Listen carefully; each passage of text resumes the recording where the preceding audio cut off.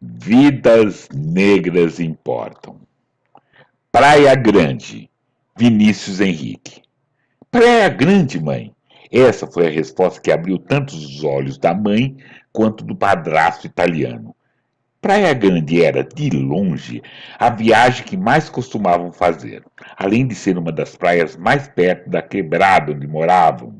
Tinha uma casa de um amigo que fazia aquele precinho. Não conseguiam ir sempre, mas iam sempre que dava. Até porque, mesmo não acreditando nisso, a energia da praia mexia com eles, principalmente com seu pai, que sempre voltava mais disposto, brincando mais e cheirando menos. Fazia quase 4 anos dos 8 de idade que Miguel não ia no Banana Boat. Já agora, morando no centro, não tinha mais essa de praia mais perto e, em relação à casa, modéstia à parte, poderiam escolher a casa que quisessem. Miguel até gostava das praias do Nordeste e realmente amou os parques americanos.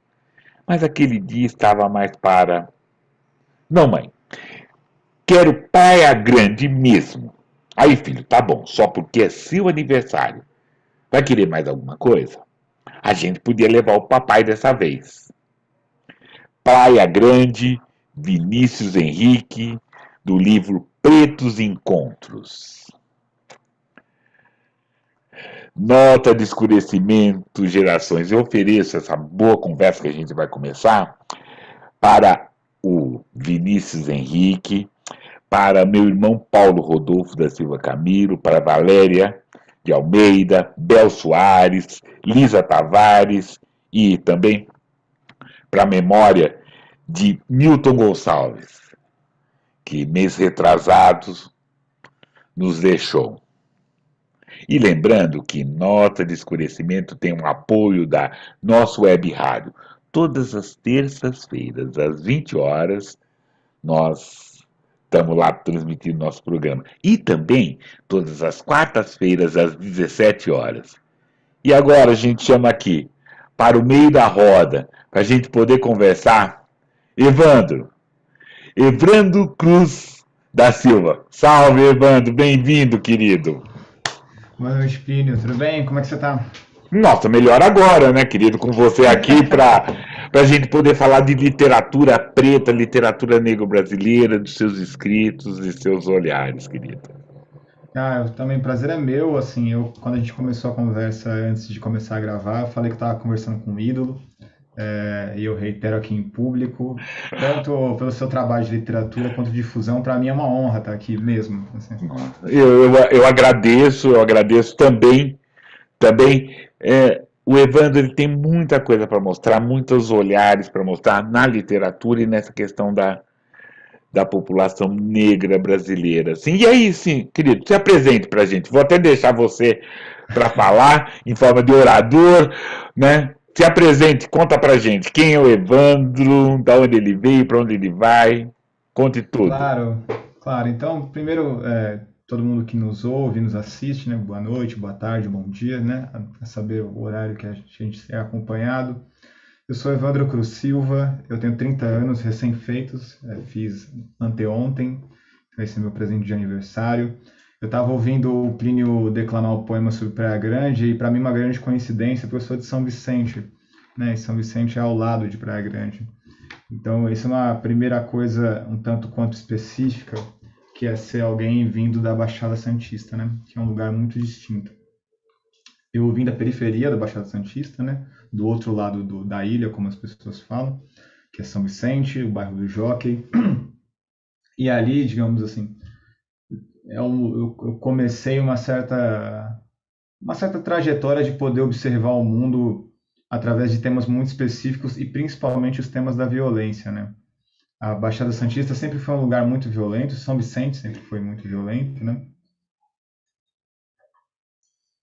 Então digamos assim, essa temática sempre me deixou um pouco curioso de por que as pessoas são violentas, como elas são violentas umas com as outras. E a partir dessa curiosidade específica, eu fui estudar minhas primeiras coisas que foram nas ciências sociais, né? Eu não sou um escritor de teoria literária, eu não vim do campo das artes, eu entrei agora. A minha primeira formação foi como cientista social, como sociólogo, estudando violência urbana. E eu estudei primeiro tráfico de drogas, né, entre adolescentes, no meu mestrado. Fiquei estudando e conversando com pessoas que vendiam e compravam drogas. E depois, agora no doutorado, eu estudo polícia, né? Estudo a história da polícia do estado de São Paulo. E por que eu estou falando isso, né, em relação ao que eu fiz antes de publicar um livro de contos, que já já eu falo? É porque, para mim, o tema da violência ele foi, digamos assim, mais transversal do que um objeto de estudo, como a academia pede, né?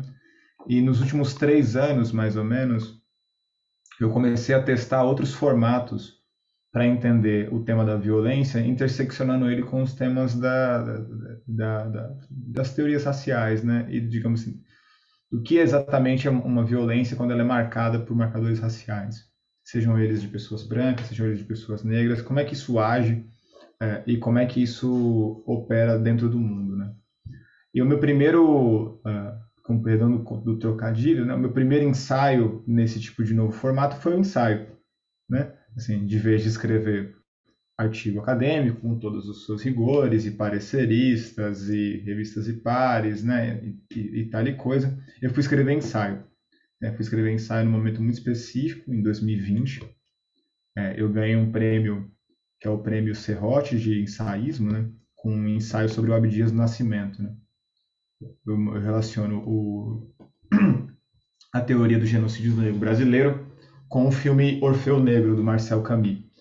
E esse era um tipo de abordagem que eu sempre gostei de fazer, que era pegar temas muito distintos e feitos em mundos muito diferentes uns dos outros e colocar para conversar no texto. Então você pensa, por exemplo, o que um filme da década de 60, do Marcel Camus, tem a ver com a teoria feita pelo Abdias Nascimento durante a década de 70, principalmente nos Estados Unidos, né, no contato dele com os pan-africanistas. E eu sinto que o ensaio e a arte em si conseguem fazer essas conversas. Depois que eu comecei a escrever ensaio, eu comecei a perceber que eu poderia fazer mais coisa com a escrita. Evandro, Né?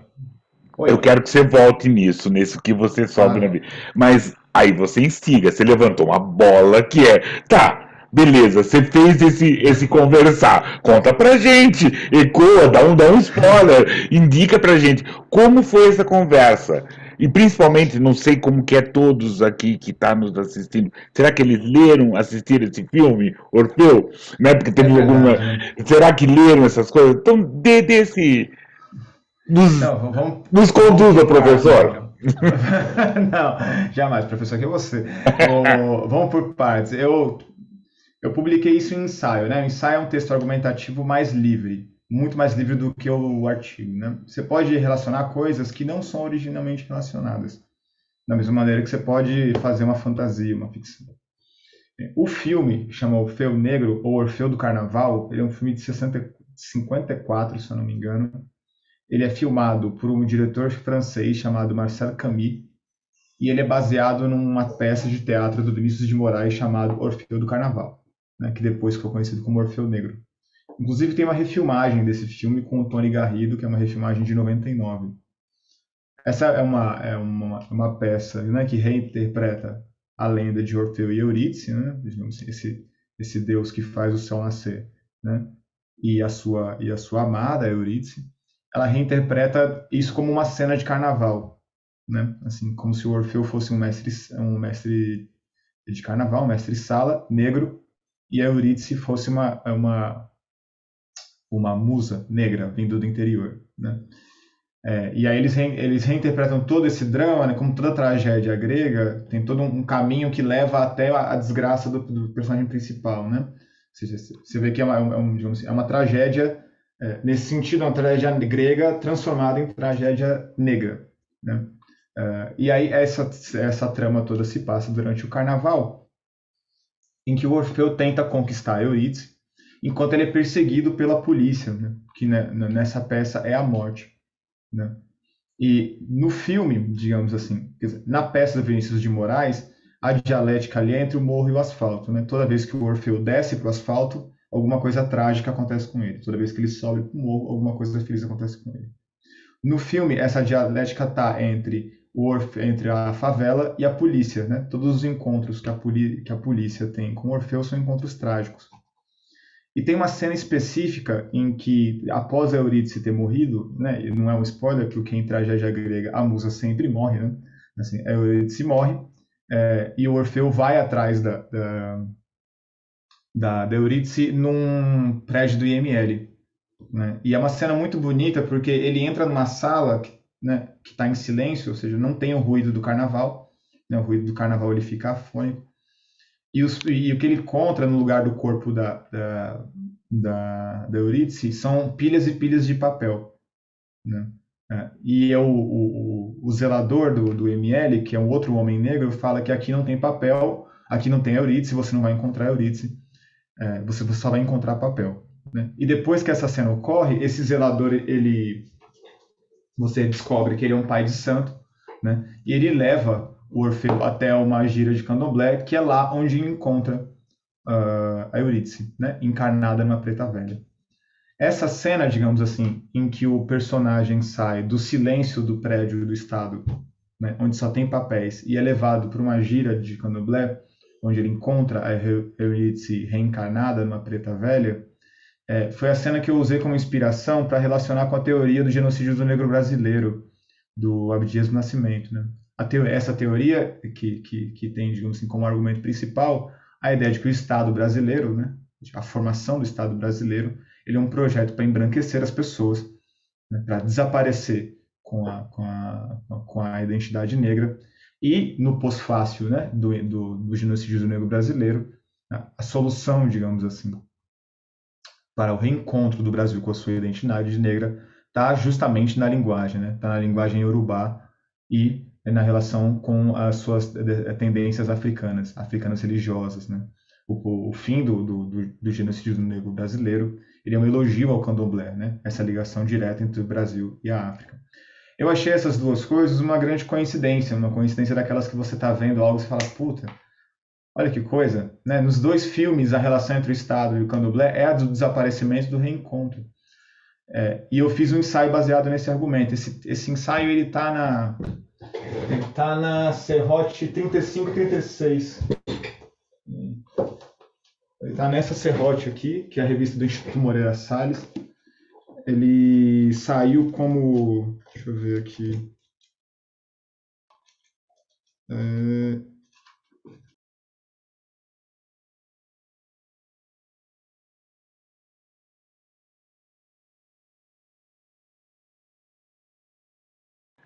Desculpa, querido, você desligou o seu som.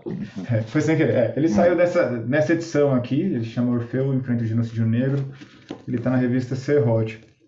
Então foi esse o meu primeiro ensaio, né? Minha primeira forma de escrever longe da academia, relacionando esse filme com esse livro, né?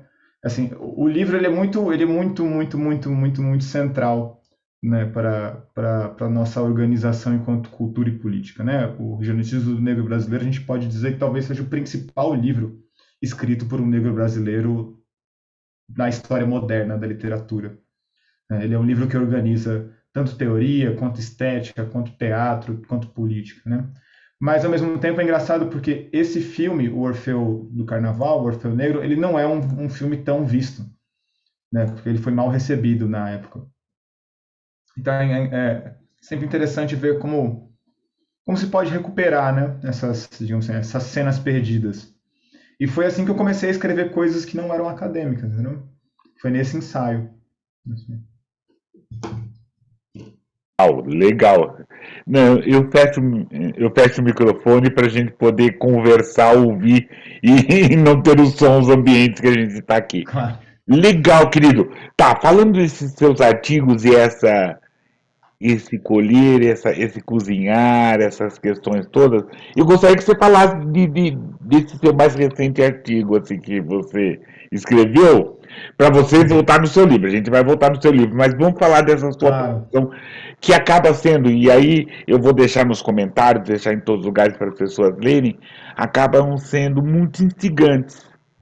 Né? Me instigam, né? E é muito bom. Eu acho a coisa da forma do ensaio, que é uma forma também.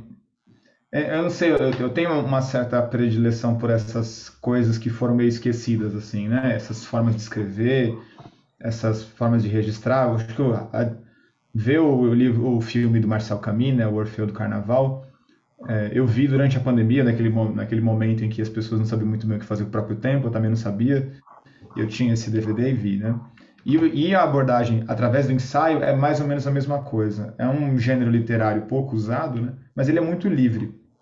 No último ensaio que eu publiquei na Le Monde Diplomatique Brasil, eu abordei uma recente polêmica, que não é exatamente recente, né? É uma polêmica que ela vem em volta, que é a relação que autores negros têm com o imperativo político de tratar ou não sobre racismo, né? Assim, isso é sempre uma coisa que vem em volta. Ela acabou de voltar quando o Luiz Maurício de Souza resenhou o livro do Stefano Volpe, né? E foi uma resenha bastante cáustica, assim, foi uma crítica muito pesada, em que ele argumenta que, digamos assim, parte do sucesso é a nossa tendência de achar que simplesmente por um autor escrever sobre racismo é uma literatura válida, né? Ou seja, que a gente estaria trocando o nosso juízo estético por uma análise sociológica, né? Ou seja, uma análise sociológica assim, a pronta entrega, né? Então, assim, se o livro ele trata sobre racismo, então ele é um livro bom especificamente porque a gente tem que tratar sobre racismo. Esse é o argumento dele, né? Tem um problema aí. E eu me interesso por essa discussão também. Talvez, eu não sei, talvez pela minha vontade de comentar as coisas dos outros, que eu gosto muito, eu também resolvi entrar nessa seara. E eu escrevi um ensaio chamado O que um Negro Deve Escrever, que saiu na Le Monde, né? Que inclusive foi um ensaio que ele circulou mais do que eu achei que ele circulava. Quando eu vi o Alan da Rosa publicando o ensaio, me deu uma espécie de misto de desespero com felicidade, porque o Alan é um dos meus ídolos também. Eu falei, meu Deus do céu, a coisa tá chegando longe, mas que bom também, né? A gente escreve para ser lido. Qual era a conversa ali, Plínio? É que essa mesma polêmica aconteceu nos Estados Unidos da década de 40, num ensaio publicado em 52, que é um ensaio do James Baldwin, né, um escritor negro norte-americano, que por muito tempo foi acusado de ser uma pessoa com alto ódio, né, porque ele frequentemente escrevia personagens brancos, né.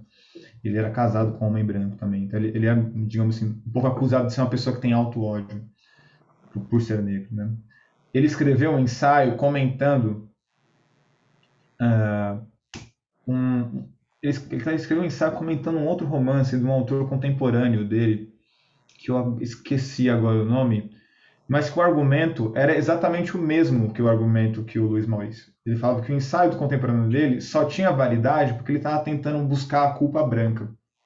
Ele estava escrevendo muitas cenas de sofrimento e de racismo, ele estava escrevendo o sofrimento racista em páginas de literatura, e o objetivo dele não era fazer um bom livro, mas era buscar a culpa branca para ser aceito no mundo editorial. Obviamente, esse artigo fez um bafafá dos infernos, né? Assim, muita gente criticou o James Baldwin. Mas o que me parece, colocando o meu comentário, né, nessa seara, nesse ensaio que eu acabei de publicar, chamado O que um Negro Deve Escrever, é que, para mim, no Brasil, a minha análise, digamos assim, é que esse polo ele se inverte, que é perceber que existe um público branco pronto para consumir o sofrimento negro. Assim, um público branco que se acha humanista, que se acha não, um público branco de esquerda, humanista, né, que se considera uma pessoa antirracista, né, que quer consumir cenas de sofrimento negro para se colocar no lado certo da história, né, para ler o livro, ver o filme e falar, meu Deus, o sofrimento negro é horrível, estamos todos errados, fecha o livro, acabou. Assim, isso, de fato, é uma tendência que eu acho problemática, né? Assim, esperar da autoria de uma pessoa negra que ela exponha seus sofrimentos para ser validada como um autor, né?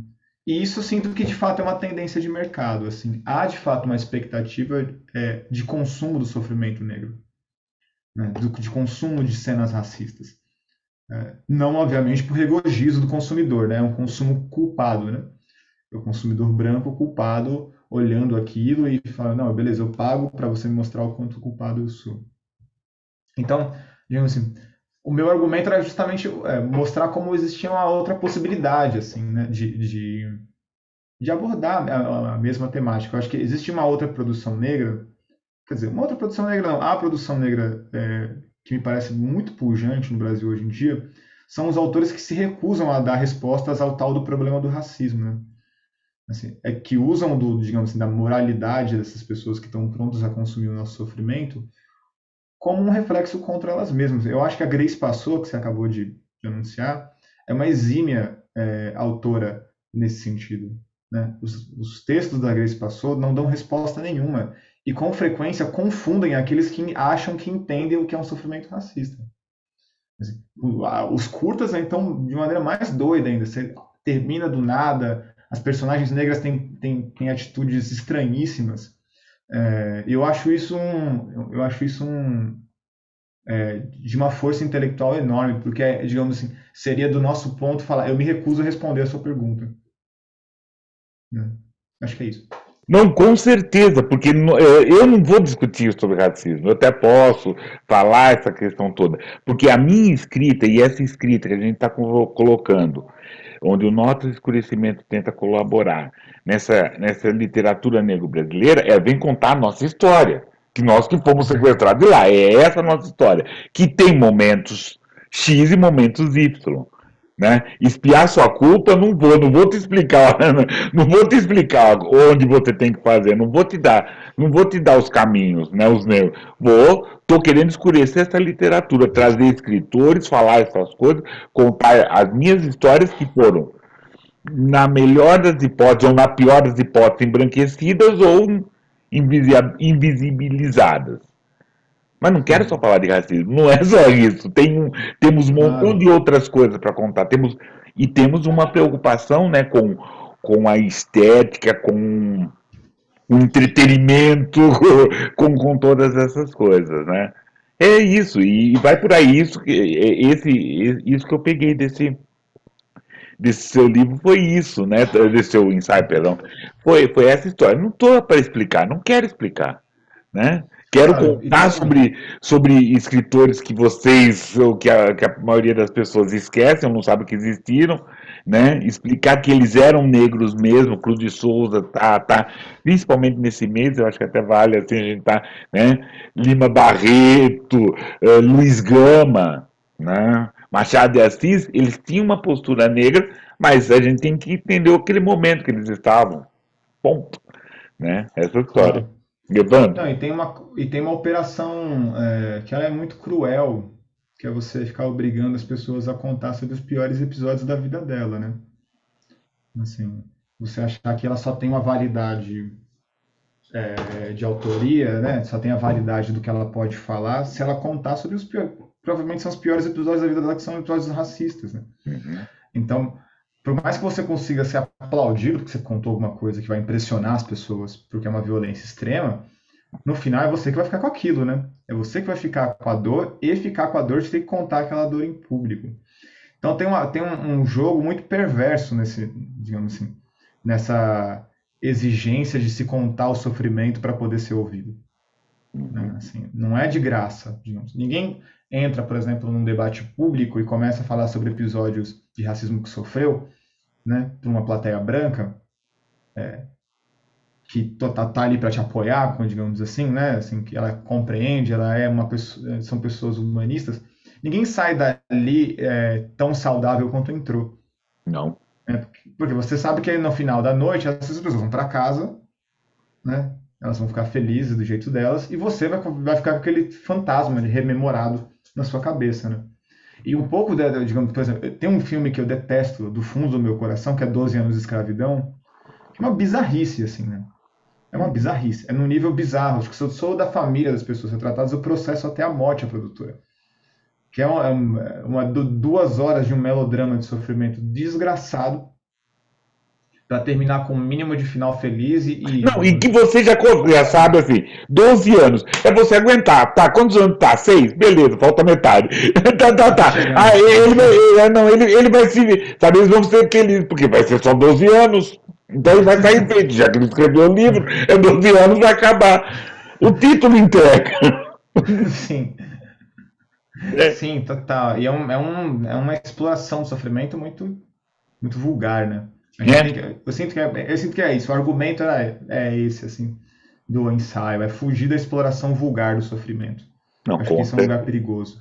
Por quê? Tem a trajetória de história, a trajetória de você lá em São Vicente, as nossas aqui passando por Piracicaba, todas as nossas, é uma trajetória, né? Eu estou Uhum. contando, né? Tem essa a minha jornada, tem esses meus superar, tem umas coisas que eu não superei, tem várias situações, tem várias questões que eu estou contando ou estou fazendo disso uma literatura. Que é meu olhar negro está contando essa literatura. Contar a história de Lima Barreto, contar a história de Zumbi ou daquele capoeirista que ninguém sabe dessa história, essa questão é importante. Trazer esse olhar negro. É isso. Não vou falar só sobre racismo. Tem várias outras coisas para se falar. A gente pode, e principalmente, a gente pode estar, não é pode só, está falando de tudo. Esse texto que eu li no começo do Praia Grande está falando de relações de papai, mamãe, outro filho, né? Casamento, como tá, mudou de vida. Tem todas essas coisas. Nós escrevemos sobre tudo, falamos sobre tudo, sobre o que quiser. Não só racismo e não só as nossas dores. Né? A dor a Tô gente cura plenamente em de outro lugar. acordo. Mas olha que coisa, né? Eu sinto que eu consigo produzir essas discussões de maneira muito mais direta na forma ensaio do que na forma acadêmica. Eu não sei por quê. Talvez pelo ensaio ser mais curto, mais livre, mas eu sinto que eu me encontrei um pouco nessa forma mesmo, assim, de poder publicar em revistas que publicam ensaio mesmo. Porque é isso também. Por exemplo, o James Baldwin não tem nada a ver com o Stefano Volpe, que não tem nada a ver com o Luiz Maurício, que não tem nada a ver com a gente. Mas pelo texto a gente consegue relacionar, Sim, colocar essas pessoas para conversar. não, com certeza. E principalmente aí que foi interessante o seu ensaio, ou é Uhum. interessante dessa conversa, provoca. Eu, assim, que Sim. normalmente eu não falo muito nos programas, quero mais que o convidado fale, eu estou querendo falar, querendo. E não é interromper, não é da minha ideia, mas é É. argumentar isso, que é uma questão que nós escritoras negras, nós escritores pretos, nós podemos escrever tudo. Por quê? Né? Tem tudo isso que você falou, essa expiação pelo racismo, essa pena, eu quero espiar, só que as editoras não apostam nesse escritor negro, né? Não Uhum. apostam nesse escritor negro, não apostam mesmo. Então, ou quando querem apostar, querem apostar assim, você dá 10, eu dou um. Então, a escritora, poucas editoras apostam nesse escritor negro. Ele tem que fazer algum sucesso para grandes Para escritores, depois. grandes editoras apostarem. Ou por merecimento, como muitos por merecimento estão lá, por trabalho. Estão. Mas nós temos um quilombo inteiro de escritoras e escritores aí querendo publicar, querendo contar suas histórias. Né? E aqui, quem está aqui no Notas, quem ouve, quem assiste o Notas, vê as matizes de cores, né? Que a gente tem, cores e histórias que precisam, que pode ser contado, que são da literatura, olhares que a gente pode dar. Claro, eu acho que esse crescimento editorial de editoras pequenas, né, como a Patuá, por exemplo, que me parece uma alternativa a esse monopólio das editoras grandes, assim, e também ajuda, digamos assim, a entender que é uma linha editorial de verdade, né? Uma linha editorial não é uma editora publicar tudo. Isso não é saudável. Isso não é saudável para mercado editorial nenhum, né? Qualquer mercado editorial de qualquer país que você vá, que tem um mínimo de uma comunidade de leitor amadurecido, você vai entender que cada editora publica coisas muito específicas, né? Justamente porque o mundo dos escritores é muito diverso, né? Espero que isso se mantenha, assim. Parece um momento mais animador das editoras agora do que era antes. É, tá meio assim, mais ou menos. Tá animador, tá com alguma coisa, tem a apostar. A gente tá apostando em todas essas outras coisas para falar. Mas aí você levantou um spoiler. Fala no seu livro, por favor. Então, veja só, Plínio, a minha incapacidade de me manter num assunto só, né, fez com que a gente viesse para conversar sobre o meu livro. A gente já passou uns 10 minutos falando sobre um monte de coisa que não tem nada a ver com o meu livro, ou que tem alguma coisa a ver, mas nesse caminho, digamos assim, de saída da escrita acadêmica, não sair, né, eu sou um acadêmico, mas eu tinha vontade de me experimentar em outras formas de escrita, assim, eu sempre tive a companhia dos livros, e eu sempre tive a impressão que a escrita é uma ferramenta, né, um conjunto de ferramentas. E no meio do caminho, enquanto eu escrevia os ensaios, me deu muita vontade de escrever ficção, né? Assim, escrever histórias que não existem, digamos assim, né? E eu comecei a escrever esse livro numa temporada que eu passei no México. Eu fui morar por uma série de coincidências do destino, eu fui morar no interior do México, né? Em Zamora de Hidalgo, que é uma cidadezinha assim, para quem é do interior de São Paulo, é como se fosse uma Hortolândia mexicana, assim, sabe? É uma cidadezinha do lado de outra cidadezinha, muito isolada, numa região de cordilheiras, lá de um vulcão gigantesco, o último vulcão em atividade do mundo, né? Que é o último vulcão a nascer no mundo, o vulcão Paricutim. E eu fiquei 6 meses lá, de janeiro a julho, né, de 2020. E para quem faz as contas, né, eu passei o começo da pandemia lá, né, encerrado, trancado num quarto e sala no interior do México, sem poder voltar para o Brasil porque os voos foram cancelados, né? E eu não tinha muito o que fazer, porque o estágio de doutorado que eu fui fazer lá foi cancelado justamente por causa da pandemia. E eu fiquei lá, né, assim, parado. Foi lá que eu comecei a escrever ensaio, né? Esse ensaio sobre o Orfeu do Carnaval e o Abdias do Nascimento eu escrevi lá. E no meio do caminho eu também comecei a escrever contos, né? Eu fui participar de uma oficina de poesia negra da Lubi Prats, a Lubiana, que me encantou. Assim, eu nunca tinha conhecido nenhum escritor. Ela foi a primeira escritora que eu conheci. Inclusive, ela escreveu a contracapa do livro, né?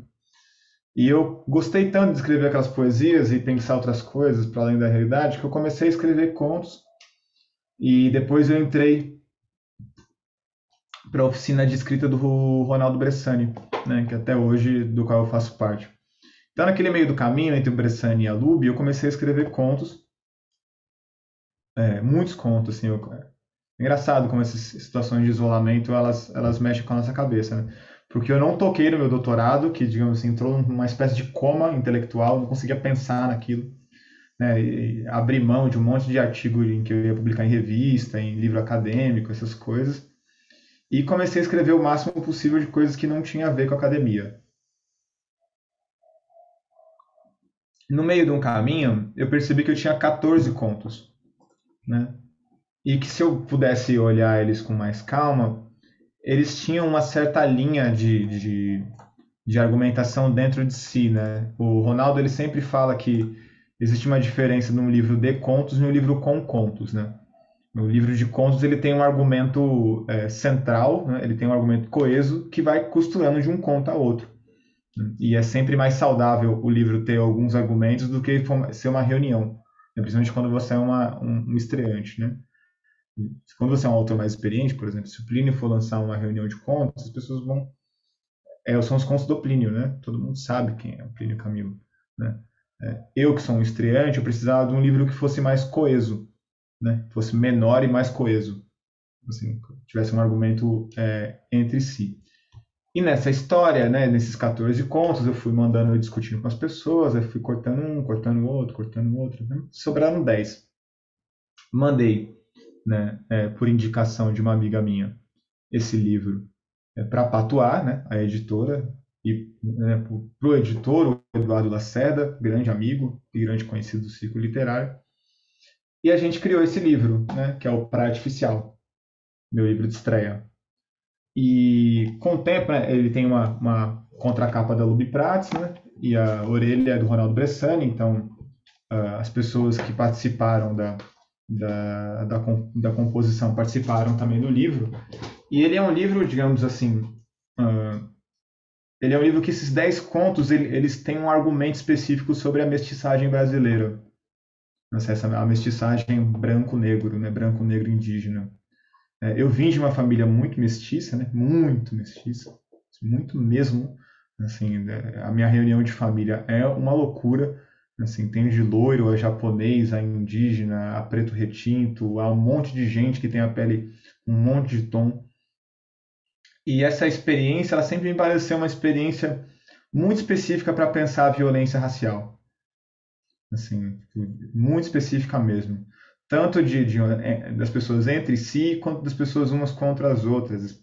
E esse livro ele tem esses 10 contos que ele produz um argumento específico sobre a mestiçagem racial brasileira. Então ela começa, né, com um conto chamado Fotografia Colorida, que depois eu vou ler para vocês, e termina com um conto um pouco mais longo chamado O Nome do Novo Sentimento.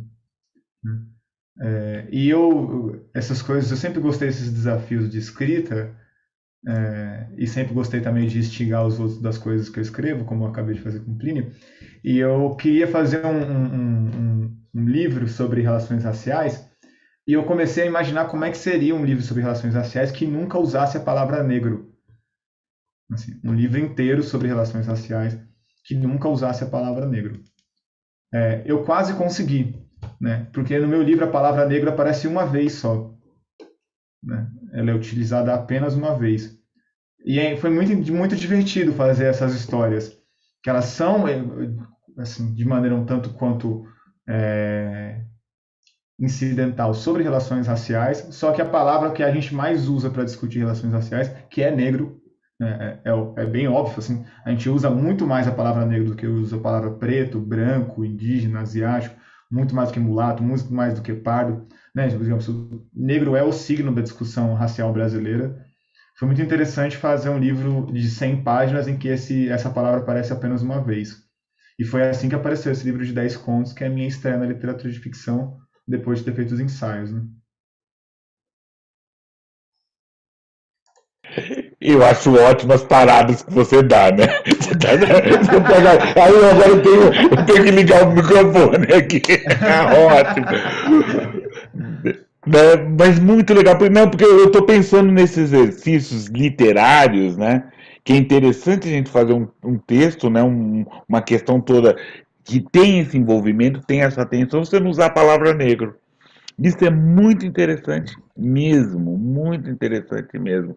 Principalmente nessa escrita, nesse procurar na nossa literatura fazer. Querido, quero que você leia um pedaço pra gente, por favor.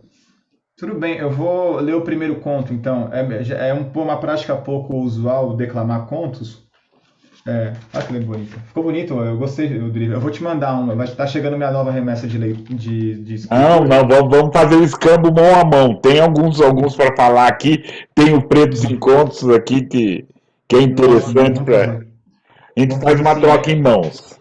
Perfeito. Quando você vier aqui visitar a gente na Unicamp, a gente pode fazer isso, inclusive, Bora. já que nós dois somos filho dessa casa, né? Exatamente, exatamente. Pois então eu vou declamar esse conto aqui. Eu peço desculpas pela timidez, eu não faço isso com frequência, mas vamos tentar, vamos ver no que dá, né? Não, e querido, você ainda. Então tá, vamos lá. Alguém que já lançou uns dois ou três antes, assim, essa coisa toda, tem que criar um outro Evandro, o Evandro escritor, que declama seus contos, que declama suas coisas. Porque tá, somos tímidos, tá, tá. Mas essa é também a forma pra gente fazer, né? Pra gente se ouvir. Né? Nessas rodas, nesses lugares que a gente faz, é declamar nossos contos, declamar nossas produções, assim.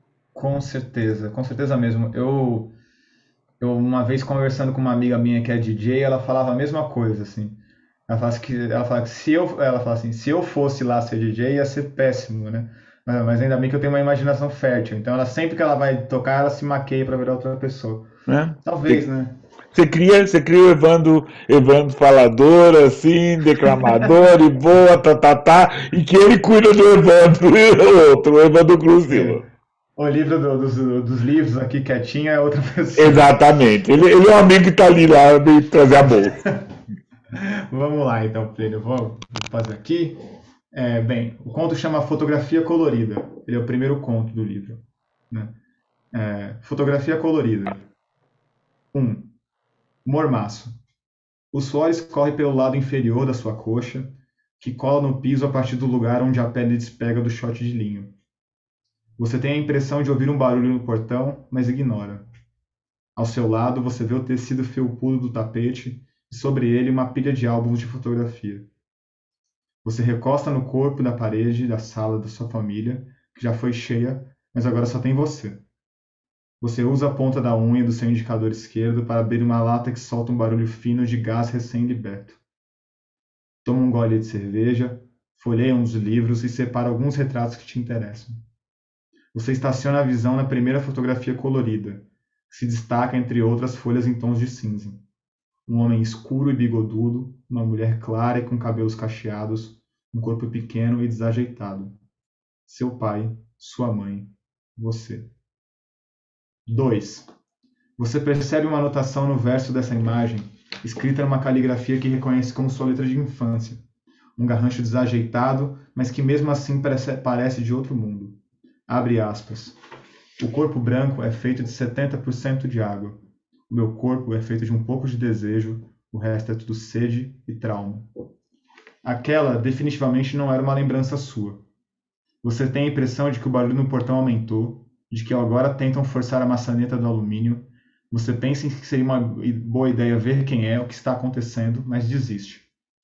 Na fotografia, seu pai está vestido com um jeans azul claro e uma camisa de flanela que encobre uma camisa branca de motivos náuticos. Ele segura uma faca de cortar bolo e está olhando para baixo, sorrindo. Sua mãe se posiciona entre você e seu pai. Ela tem olhos cansados e o cabelo embaraçado. Usa um vestido preto por cima de uma camisa cinza. Segura com uma mão o ombro do seu pai e com a mão esquerda o lado esquerdo da sua cintura. Pela altura que você consegue alcançar, você deve estar em cima de algum banquinho. Seu cabelo está recém-cortado, você veste um moletom com a estampa do gato Garfield e ensaia um sorriso para a câmera. Na parede, uma inscrição em letra de papel laminado e colorido: Feliz aniversário. Rodeando a mesa, a inscrição e você conta 12 crianças. 10 clarinhas, uma de olhinhos puxados, e você. 3. Você se lembra que horas antes daquela festa de aniversário, sua família te levou para a praia. Você se lembra do cheiro de protetor solar, repelente e hidratante. Você se lembra da sua prima, Verônica, pedindo para que você saísse do sol, sugerindo um sorvete na sombra, reclamando da textura da areia e avisando que iria ao banheiro. Você se lembra que, minutos antes da fotografia que você segura agora, Verônica, num cochicho envergonhado, te disse que a pele dela não aguenta tanto sol quanto a sua. Você se lembra que metade da sua família aguenta sol e a outra não. 4. Você se lembra de colecionar palavras no dicionário, de ler no dicionário as palavras que esquecia e as novas. Você esquecia quase todas as palavras, nunca teve boa memória. E colecionava novas. Macambúzio, destro, arenque, pareidolia. Você se lembra que pareidolia é a percepção de formas reconhecíveis quando se olha para objetos. Lembra de achar um efeito parecido com o que você fazia, com o que lembrava e com o que esquecia. 5. Você se lembra de olhar para as nuvens e ver tomadas, porcos, cavalos, pássaros, peixes, ônibus incendiados. Você se lembra de olhar para suas memórias e ver que outras coisas além do que elas estavam ali. 6. O barulho do portão se transforma em passos no corredor ao lado da sala. Você pensa em chamar a polícia, mas não encontra as energias necessárias. Recolhe a pilha de álbuns e reúne as outras folhas selecionadas em 2 grupos. As que você está sorrindo e as que você está chorando. Você tem muitas fotos chorando. Você sentado na cama da sua mãe, chorando. Você com olhos marejados numa imagem desfocada. Você vestindo o cocá de índiozinho e rosto pintado e borrado. Fossem tempos atuais, as fotos seriam repetidas até que a criança decidisse sorrir. Mas a inevitabilidade de fotos reveladas em filme normalizava o registro das lágrimas. 7. Uma outra foto chama sua atenção. É uma fotografia panorâmica da Praia da Calheta, uma praia artificial da Ilha da Madeira, local de origem da parte portuguesa da família da sua mãe. Esta é uma praia formada por grãos de areia retirados do norte da África e colocados em contato com o mar português. Você se lembra de sua mãe contando das histórias de seus tios portugueses pescadores, as piadas sobre brasileiros, a mudança para o interior da Bahia e a saudade da família e dos amigos portugueses, que vieram antes dessas saudades das famílias e familiares, dos amigos e familiares baianos, que é a saudade atual. Você se lembra que nunca conversou sobre seu pai, sobre o passado dele. Seu pai veio da Chapada Diamantina, de uma família que foi escravizada na Chapada, liberta na Chapada, expulsa da casa de favor de uma outra família na Chapada. Você não sabe quantos dos amigos seus pais morreram na Chapada, nem quantos deles morreram no pau de arara, que na década de 60, uma viagem de 6 dias, dentro de um caminhão melancólico, trazia os migrantes que vinham da Chapada. Você só conhece os amigos do seu pai, que são aqui de São Paulo: o Manuel, o Dimas, o porteiro. 8. Nas fotografias em que você está sorrindo, quase sempre tem companhia. Um aniversário, uma reunião de parentes, uma brincadeira na praia. Você tem dificuldades em acreditar nas imagens que vê. A criança sorrindo parece uma encenação de você mesmo. Já a criança sozinha e chorosa, você reconhece num relance. A maneira como os olhos marejam, o bico que faz com os lábios, a falta de jeito que seu corpo adquire quando alguém percebe a sua tristeza. A maneira como seu corpo se transforma num constrangimento em carne e osso. 9. Você vê as latinhas vazias pelo chão e deita no tapete mistura de feltro, suor e poeira que cola nas suas costas. Pega mais uma vez a fotografia de seu aniversário. Ouve o barulho de festa, sente o gosto doce do bolo, sente o flash da câmera ferir seus olhos e sente vontade de ficar sozinho. Você sente seus olhos pesarem e não sabe se fechou as portas e as janelas. Há uma ameaça por perto. 10. Você percebe que o degelo da lata de cerveja compõe um desenho muito parecido com a sua sensação de corpo sendo fotografado numa tristeza infantil. Você retorna para o verso da fotografia do aniversário, mas a inscrição em letra de criança começa a se desfazer com o contato da água do degelo na tinta e as palavras vão se transformando em borrões até sobrarem apenas 4. Abre aspas. O meu corpo trauma. Fecha aspas. Você retorna outra vez na imagem do aniversário e percebe que nessa fotografia colorida todos têm cor, menos você. Você não tem a cor do seu pai, você não tem a cor da sua mãe, você não tem a cor de nada. Você é só mais um grão de areia molhado pelo mar de uma praia artificial. 11. Você tenta desenhar um caracol com as gotículas da água que saem do degelo, mas o caracol se desmancha. O barulho no corredor se amplifica e ocupa toda a sua audição. A ameaça é inevitável. Agora, todas as palavras do verso da fotografia colorida se apagaram. Seus olhos pesam um pouco mais. A entrada de um túnel se aproxima de você.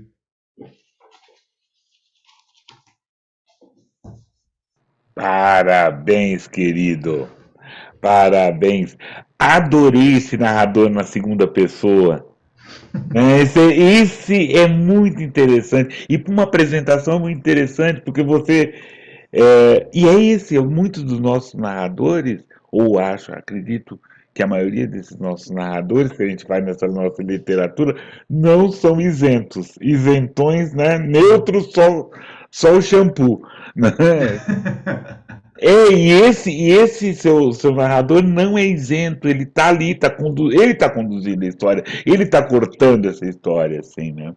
Eu acho um achado muito legal, muito bacana mesmo. Quero É ler. uma coisa muito doida dessa coisa da segunda pessoa, né? Eu também me impressionei bastante. O livro do Jefferson Tenório, né, O Avesso da Pele, ele é todo narrado na segunda pessoa.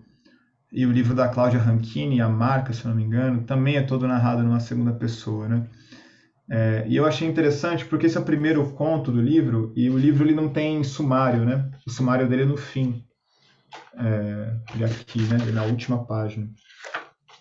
E eu achei interessante colocar um conto na segunda pessoa logo no começo do livro porque eu tenho a impressão que ele interpela o leitor de uma maneira mais decisiva, sabe?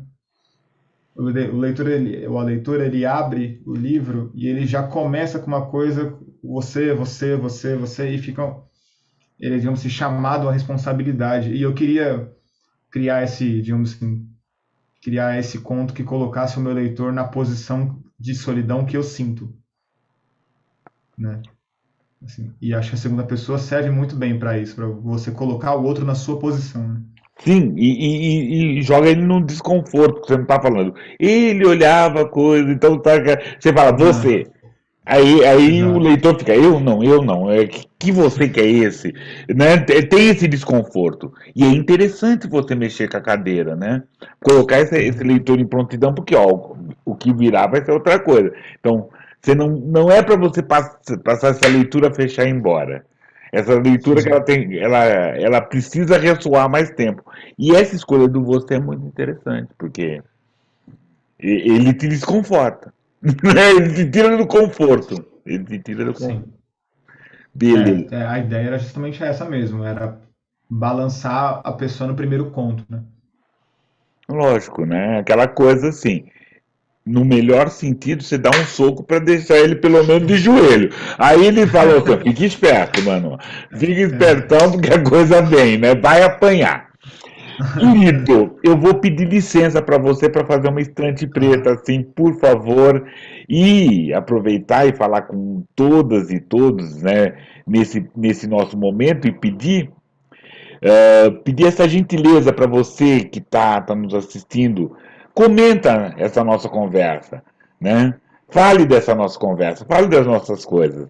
É bem importante você falar, você está falando das nossas coisas, né? Fazendo sugestões, dando indicações, pedindo, né? Quem sabe a gente consegue trazer, né? Ter ganhos nessa conversa que é muito produtiva. Dê o seu like para que mais pessoas ouçam o que o Evandro falou na primeira parte, antes do Estante Preta, que foi importante, que foi necessário, foi interessante, né? Vamos lá? Beleza. E aí o nosso primeiro livro é o Nove Pentes da África, da Cidinha da Silva. Saiu pela Mas Editora, né? Os Nove Pentes, né? Ela é uma estreia da Cidinha na cena literária juvenil, né? Que esses pentes, né? Não dando spoiler, né? Esses pins são herdados pelos 9 netos de Francisco. São pedras de toque para moldar a pulsão da vida presente na experiência dos personagens e rituais da sua vida narrativa. Cidinha da Silva, o Nove Pentes da África, né? Masa Editora. O livro seguinte, o Evandro já tinha pelo menos falado um pouco dela, Por Elise, autora Graça Passou, editora Cabobó, né? E aí contando, né, uma dona de casa que fala da sua vida, dos seus vizinhos, um cachorro que late palavras, uma mulher perdida e um lixeiro em busca de seu pai. Esses são alguns personagens dessa peça, Por Elise, escrito e dirigido por Graça Passou, juntamente com o grupo Espanca. É uma peça de teatro em formato de livro para acompanhar esse olhar particular da Graça, de Grace, perdão, de Grace Passou, né? Contando e trazendo todos esses personagens nesse momento. Por Elise, a autora Grace Passou. Por fim, Tudo Brilha e Queima, editora Planeta, Planeta Editora, de Raine Leão. É um livro de poema que, como nós falamos também, ela fala de amor, recomeços, transições e outras questões que permeiam a vida dessa negra escritora preta. Tudo nela brilha e queima, Raine Leão, editora Planeta. E aí vamos voltar lá, né? Vamos voltar a conversar com, com Evandro. Vamos lá, Voltando aqui. Evandro. Que mais você conta? Como é que tá dessa questão dos seus livros, das suas coisas? Esse é meu livro de estreia, né? Tava conversando com você antes de começar a gravar, que eu tô começando a me acostumar com a vida de escritor, né? Sim, por Então a favor. gente fez dois lançamentos. Não sei se esse vai ser meu primeiro ou meu único livro a ver, né? Mas conversar com as pessoas tem Preocupa sido depois. uma. Preocupa depois. Isso é preocupação Depois depois. depois eu penso nisso. Mas eu acho que foi um jeito, né, digamos assim, de dar vazão a algumas angústias e alguns argumentos também, né? Você meio que escreve para viver, mas também para viver de uma maneira falante, né? E eu gosto muito do pensamento metafórico, sabe? Daquilo que diz, mas diz de outra forma. E esse livro ele tem essa coisa de uma série de metáforas sobre relações raciais, que elas ocupam outros lugares também, né? Esse primeiro conto, Fotografia Colorida, e é sobre isso mesmo, né? Assim que vocês acabaram de ver, é sobre uma pessoa vendo que ela não tem nem a cor da mãe nem a cor do pai, né? Porque ela faz parte de uma família interracial. E eu gostei muito dessa metáfora que é a Praia da Calheta, né? Que é uma praia portuguesa feita de grãos africanos. Eu acho essa uma metáfora meio que uma metáfora pronta, né? Você imagina? Uma praia feita por portugueses de grãos de areia sequestrados no norte da África, assim. Eu acho isso uma metáfora bem legal. Mas os outros contos, eles têm outras temáticas, mas eles são recortados por esse argumento específico, que é, digamos assim, a mestiçagem brasileira, ela é algo um tanto quanto sem resposta, né? Ela é algo feito à força, né, artificialmente. Mas, por exemplo, todo mundo que já foi numa praia artificial, como por exemplo a Praia do Unhão, na Bahia, né, ali embaixo do museu, que também é uma praia artificial, feita para pescadores, tem essa sensação estranha que é você entender a violência natural que aquilo é, né? Você deslocar um pedaço inteiro de areia para criar uma nova praia, e ao mesmo tempo você vê o quão inevitável aquilo é depois que existe. Né? Muita gente vai na praia do Unhão, na Bahia, e sequer sabe que aquilo é uma praia artificial. Né? Você vive como se aquilo já estivesse lá, como os problemas são outros. Né? E eu acho essa metáfora muito interessante para a mestiçagem brasileira. Assim, né? Para além da violência, depois que a violência ocorre, a vida produzida por aquela violência pode inclusive ignorar a existência dessa violência, o que é uma coisa muito doida, né? Muito parecida com o fato que nós falamos português, né? Que é a língua do colono. Sim, sim, Depois que a gente é colonizado e é violentado, a gente usa o português para fazer coisas belíssimas, mas isso não torna a relação menos violenta, né? Ela só torna mais complexa, né? Mais sem resposta. Então foi para isso que eu escrevi esse livro, assim, para transformar em obras de arte essa coisa meio sem resposta que é a mestiçagem brasileira.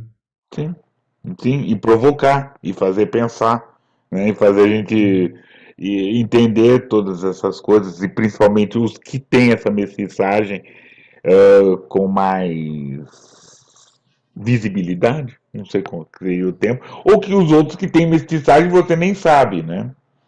Claro, Né? E claro. como que eu entendo, como eu entendo a sua mestiçagem, né? Sim, Sendo eu um com homem certeza. negro, né? Sendo nós homem negro, como que eu entendo a sua mestiçagem, entendo as outras mestiçagens, mestiçagem da minha filha e as outras mestiçagens que temos e teremos, né?